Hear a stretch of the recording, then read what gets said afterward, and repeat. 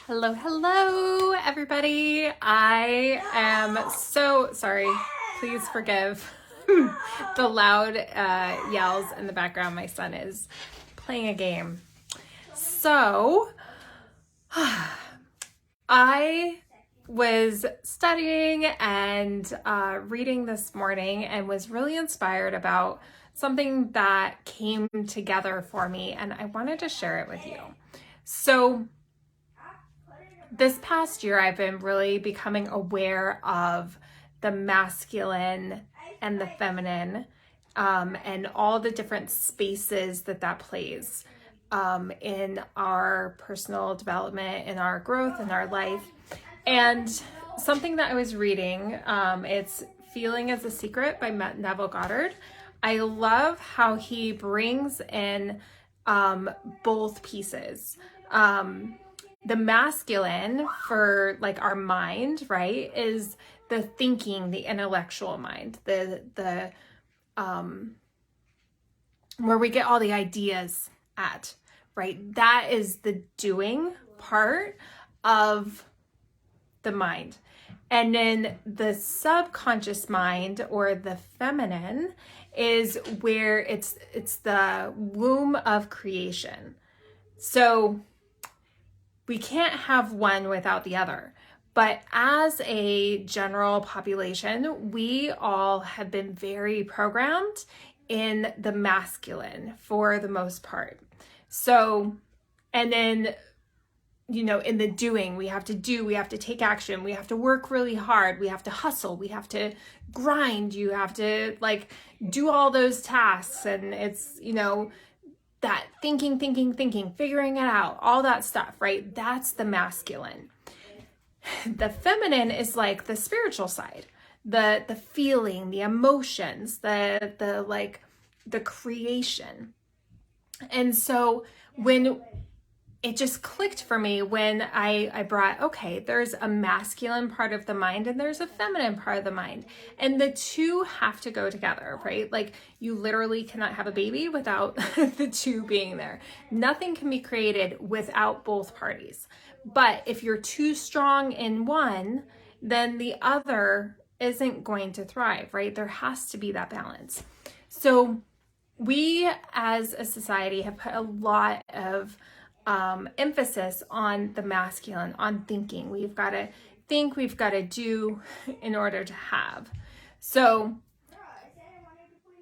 but in my experience, we haven't allowed the creation part. I'm just now, this past few years, understanding where the creation really comes from, because we create our own world. You create the reality in which you live. And we do this in our mind first. Everything is created twice. First in your thoughts and your imagination, and then by action, it is created in your outside world. So much like a dressmaker. So they get an idea, a design, or a house maker, right? You get an idea or a design in your mind, and then you write it down onto a print or a piece of paper, or these days onto a computer, and then it's able to be expressed outside, right? But you first got the image, the idea in your mind, right?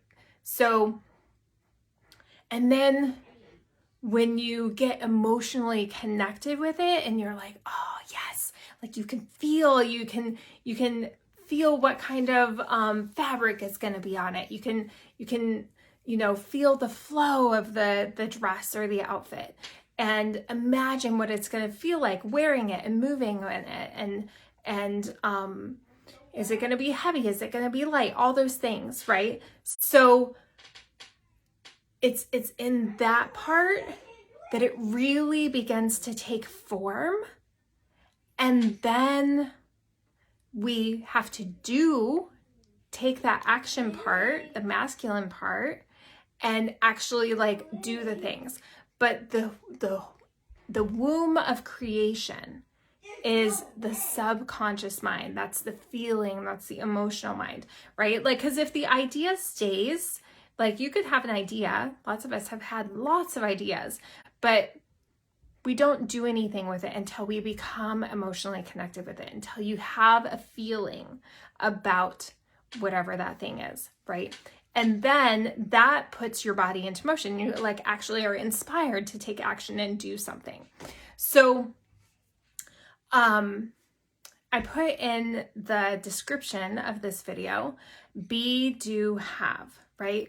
So we first have to be something, and then we have to do something before we can have something. So that's like the 3 pieces of manifestation, right? So the being would be the feminine part, the feeling part. Like in my, with my clients and in the Thinking into Results program that I guide my clients through, we talk a lot about like, you know, who we have to be in order for our dreams to become our reality, right? We have to be that version of ourselves. Well, we have to feel who she is. We have to take actions as she does.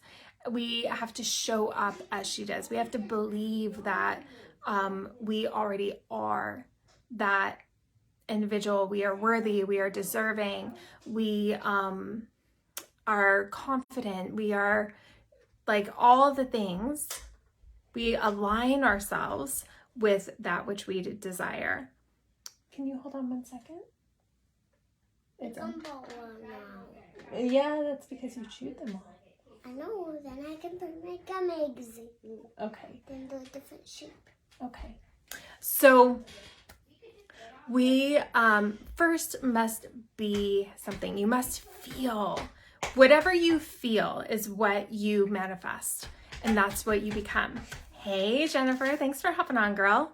And so we all can be anything that we desire, right?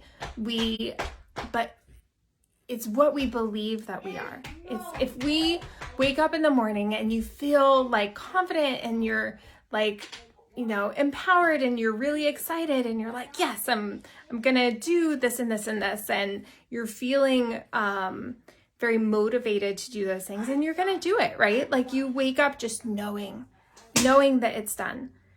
But if you wake up and are doubting yourself and you're cutting yourself off at the knees because you didn't do this or you didn't do that or your vibe's not right or whatever that is, you're not being the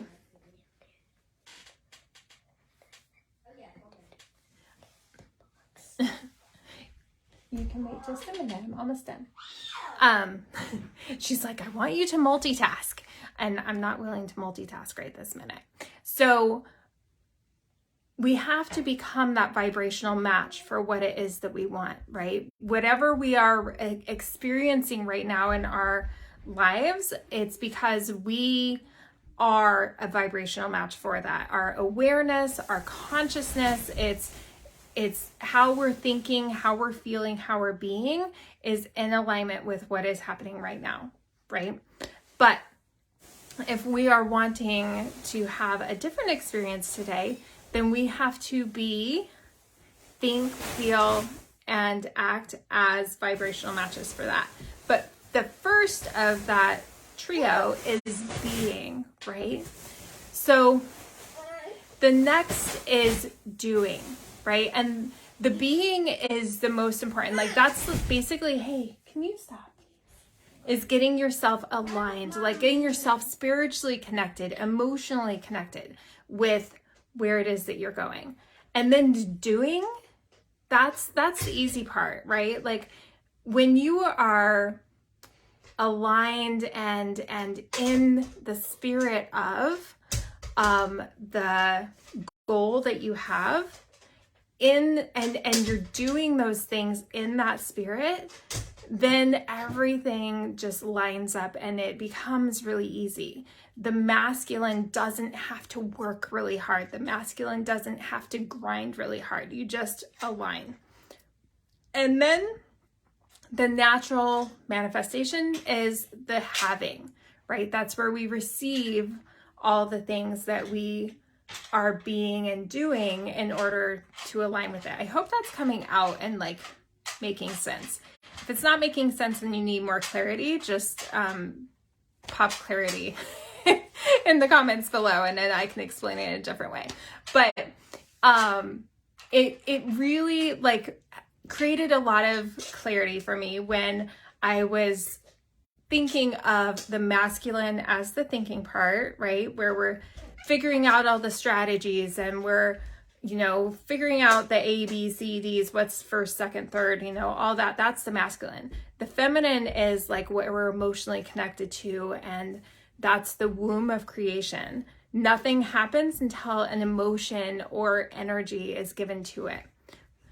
And then the having, that just is the natural progression. That's the unfolding of what you have aligned with emotionally and taken action in. So I said how making decisions is really, really important. Many people, you know, think too much about things. We get connected with something comes into our space, and we don't trust ourselves on the decision that we're gonna, yes, you may have one more, on the decision of what it is we want to do, right? And so we think and think and think and think, and you mull something over and you mull something over and mull something over, and like really you're just delaying your manifestation. You're spending so much thought energy on the thing instead of trusting your source, your internal guidance. Ultimately, you know what is right for you and where you're supposed to go. And we, like, when something comes into your space and you're like, yes, you know, like that first, you have 15 seconds before the paradigm, the old belief, whatever is trying to keep you safe is going to pop in. You have literally 15 seconds before it's like, blah, blah, blah, blah, blah. No, you should do this, do this, do this. Don't do this, don't do this. You're safer here, blah, blah, blah, all the things, right? But that first initial feeling, that is you connected with source, and you like, you know, you need to trust yourself. And so in Think and Grow Rich, Napoleon Hill talks about like those major leaders, they take action quickly. They make decisions quickly. They take action quickly, right? And they know where they're going. They hold their goal. They make decisions. And then, you know, the actions might change around it, but the goal, the decision of where they're going, it changes rarely, if at all, right? So learning how to hone in on the skill of making decisions quickly, because you get an idea, you know, you can feel right away whether it is or it isn't where the direction you're supposed to go. You can feel, does it feel right? Does it not feel right? When we learn how to trust ourselves, when we learn how to tune in to that intuitive guidance, right? Your soul is aligned with your dream life, with where you're meant to go already. And in all these programs, all these paradigms that have been, you know, like layered onto us over our lifetime, our experiences, right? They're gonna like pop in and like kind of take over your headspace and try and keep you safe. But ultimately, your soul is aligned already, and she knows what's right. And you just need to learn to listen. And that is why I love the Thinking into Results program, because like literally you're learning to trust you more. You're learning how to decipher like what is the paradigm talking that's keeping you safe, and what is your soul, your source, your intuitive self that's like you're able to discern between the two. You learn how to trust yourself. You learn how to tune in and shorten the gaps and make the leaps and all those things. So you learn how to tune into your and strengthen your focus, your intuition, your imagination, your your memory, all those things. So I'm talking to you. Yes, if you're receiving this and you're aligning with this, then you're here for a reason, and Source is telling you, it's giving you guidance, and it's up to you to receive it and to take the action. So if you this is truth. It just is truth. So first you have to just connect with that inside self that already is at that dream, where it is that you want to be, right? Whether it's in health, it's in vitality, it's in your purpose, it's in your business, it's in your relationships, wherever that is. You have to know what that is, see that vision, and how is she? What is she doing? How is she being? What is she thinking? What is she feeling? How does she make decisions? Is she hemming and hawing over something, or is she like, oh, yep, that's it. Okay, let's do this. And then once you align with her in the being, the doing is the easy part, right? That's where you just take actions and you just start doing. And then the having is the manifestations coming into your reality. That bridge of incidents, the time span between where you are and where you're going, taking on its space. And then before you know it, the more often you are in this being space and then taking the actions and the doing, the having comes really quickly. It's all about the alignment. Trust yourself, listen, and take the actions.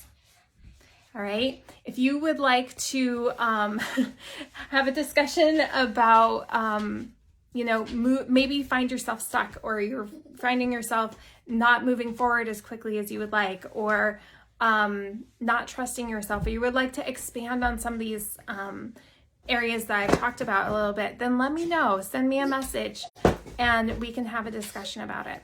All right, expect abundance, and I will talk to you soon. Bye.